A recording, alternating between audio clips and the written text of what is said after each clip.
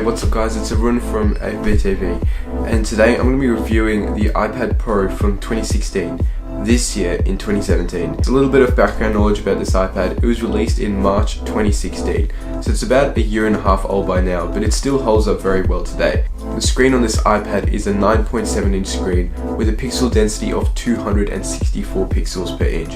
It's crazy sharp guys, but it is not a 4K screen. Taking a look at the design on this iPad, at the top of the iPad you can see the headphone jack on the right hand side, two speaker grills in the middle, and the on-off switch on the left hand side. Taking a look at the left hand side of the iPad, you can see the two volume buttons, a microphone, and the rest is completely bare. On the bottom of the iPad you have another two speakers and the lightning port. On the right hand side of the iPad you can see the brand new smart connector, and we'll touch on that in just a minute. On the front of the iPad you can see the front facing camera, a big screen, and the home button. On the back of the iPad you can see the camera, a microphone, and the True Tone flash, which is actually a first on the iPad Pros.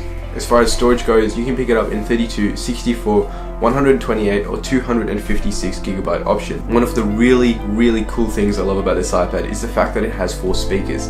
One is on every single corner, and that means when you're holding in landscape you get nice surround sound audio. They're really nice speakers guys, and they have very good audio.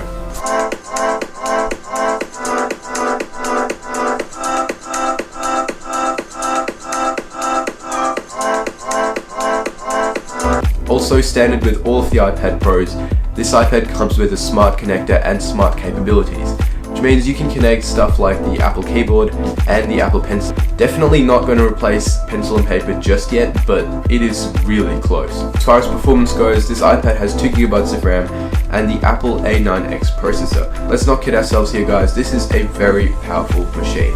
In Geek Registry, the iPad Pro scored 2,947 in the single core score and 5,151 in the multi-core score. So how do these numbers match up in real life? Well, I decided to run some video games just to see how it'll handle it. In Gangsta New Orleans, the iPad Pro came in screaming, and you can see everything's running super fast. But the iPad Pro handled everything completely fine. There was no lag, no stuttering, and all the environments were completely rendered perfectly. In Modern Combat Versus, you can see now some really high-end visuals, and the iPad Pro crushed everything without any problems.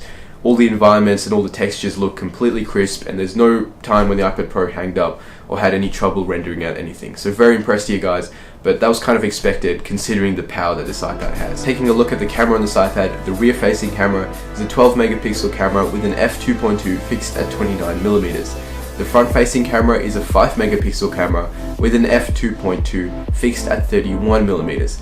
I would have preferred if the front facing camera had a slightly wider lens, because when you're filming yourself, you kind of want to capture a little bit more than just your face, and 31mm is a bit zoomed in for my taste, but that's just my opinion. And again, you don't want to be that guy taking pictures with an iPad, but it is good to have the cameras there for those emergencies.